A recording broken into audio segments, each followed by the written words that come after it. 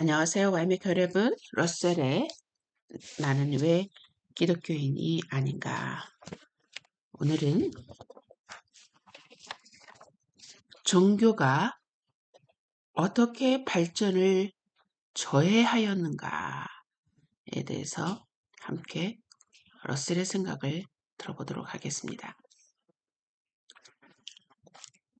교회가 현재도 발전의 적이라고 내가 말하는 것은 좀 지나치다고 여러분은 말하는지 모르겠습니다. 그러나 나는 그렇게 보지 않습니다. 한 가지 사실을 봅시다. 이 말을 하게 되면 여러분은 수긍하실 것입니다.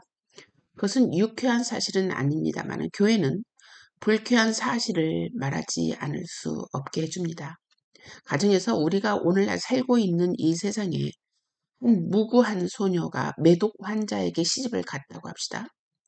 이때 가톨릭 교회는 말하기를 이는 다시 어찌할 수 없는 하느님의 의식이다. 그러므로 일생을 같이 살아야 한다고 합니다.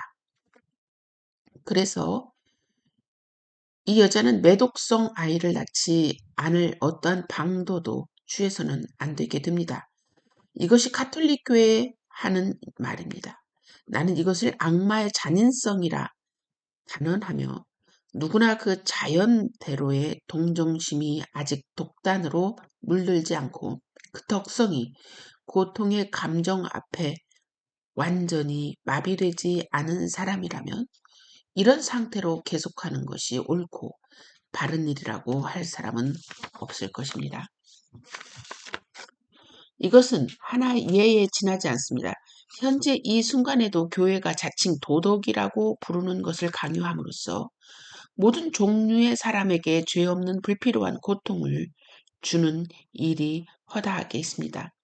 그러므로 또 우리가 잘 알고 있는 사실은 교회가 인간 행복과는 아무런 관계가 없는 어떤 일련의 편협한 행동 규범들을 도덕이라 표방하기로 정해놓았으니 교회의 주요 역할은 아직도 이 세상 고통을 덜어주는 모든 방면의 발전과 개선을 가로막는 일이라는 것입니다.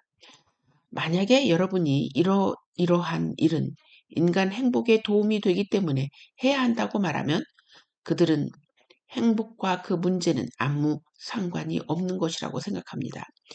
인간 행복이 도덕률과 무슨 상관이 있는가? 도덕률의 목적은 사람들을 행복하게 하는데 있지 않다는 것입니다. 여러분 혹시 예수님께서 하신 말 기억하십니까? 수고하고 무거운 짐진 자들아 다 내게로 오라. 내게 와서 배우라. 여러분 어쩌면 이 러셀의 이야기했던 그때 당시에 가톨릭이 사람들에게 지워졌던 짐 정말 이해할 수 없을 수도 있을 것 같습니다. 어쩌면 이스라엘 예수님 당시 때도 소위 그 바리새인이나 서기관들이 일반 사람들에게 지워졌던 짐들 예수님이 많은 것을 깨뜨렸지요. C.S. 루이스는 그런데 이렇게 또 이야기합니다. 인간이 인간의 행복하기 위해서는 인간과의 어떤 규칙된 질서가 필요한데 그 규칙된 질서를 잘 유지하기 위해서는 이 인간 각 개인의 마음을 잘 유지시키는 것도 중요하다.